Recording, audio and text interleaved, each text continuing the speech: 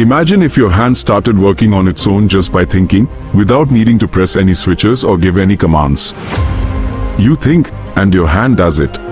Is this a scene from a science fiction movie? No, this is now a reality.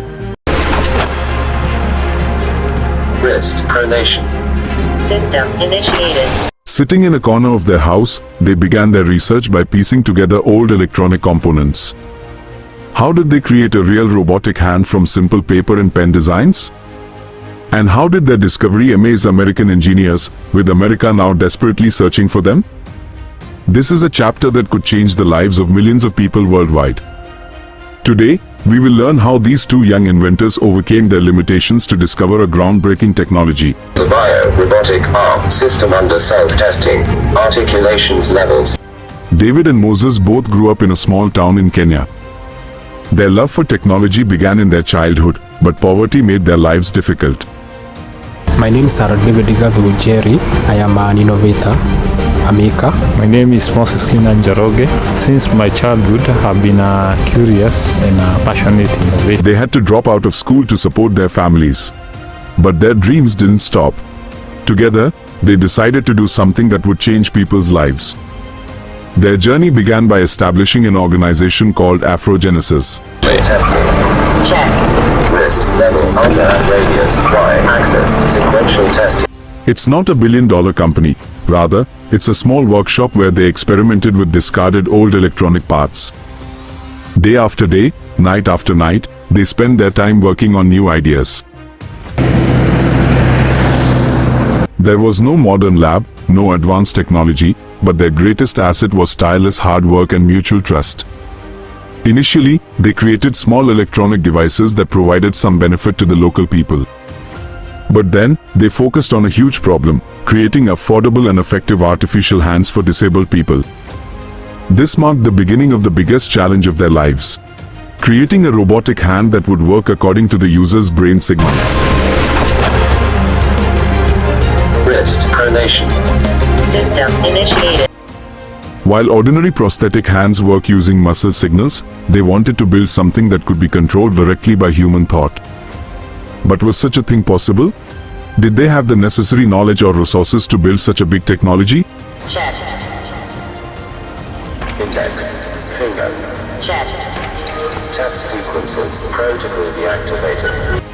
In reality, dreaming of innovation is one thing, but turning it into reality is a completely different matter. David and Moses aimed to create an artificial hand that would work through human thought. But the question is, how? Ordinary artificial hands or prosthetic limbs work based on muscle signals.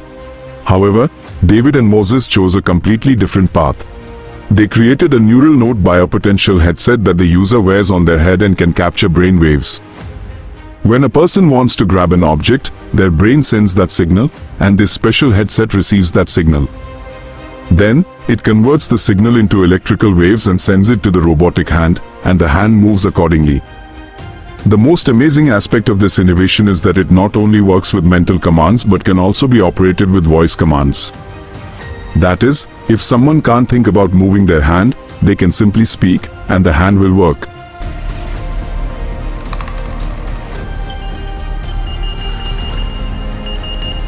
Wrist pronation.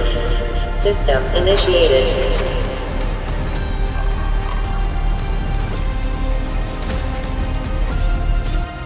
This is particularly effective for those whose brain signals work fine but whose muscles have become weak.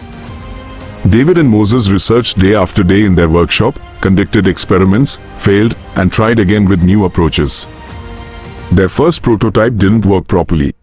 The signal strength from the brain wasn't sufficient, so they added advanced sensors to make it more sensitive. Then, they used a special radio frequency transmitter that could send the signals more powerfully to the robotic hand. This is not just an alternative to conventional artificial hands, but much more advanced. Ordinary artificial hands are expensive and require complex training, but this hand is easy to use and relatively cheap. However, innovation is not easy. To create something new, one has to befriend failure, and David and Moses' lives seem to be a series of failures and struggles. Lack of funds, lack of necessary equipment, lack of research opportunities, their lives seem to have no end to these challenges. Their biggest problem was where to start. They had no lab, no expensive equipment. So, they decided to collect the necessary parts from the city's junkyard. Day after day, they sifted through piles of electronic waste, collecting old computer circuits, broken motors, and used batteries. From these, they built their first prototype. After each failure, they identified the cause of the problem, sought new solutions, and created more advanced models. Besides this robotic hand, they also did many other innovative works. During the COVID-19 pandemic, they created a disinfectant device that could automatically sanitize anything. They also created an air purifier that could destroy airborne viruses. But the biggest challenge was the lack of funds. To make new discoveries, a lot of money is needed for research, but they didn't have that opportunity. So, to further improve their inventions, they needed investor support, but unfortunately, no big organizations came forward to help them. Now, the question is, what is the future of their innovation? Can it really change people's lives worldwide? And what are their future plans? In reality, David and Moses' journey is not over yet. Rather, it's just the beginning. Their dream is not just to build a robotic hand but to make it affordable, effective, and accessible.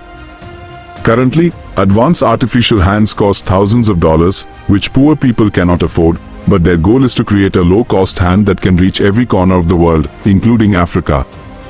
According to their plan, they want to further improve their robotic hand in the future.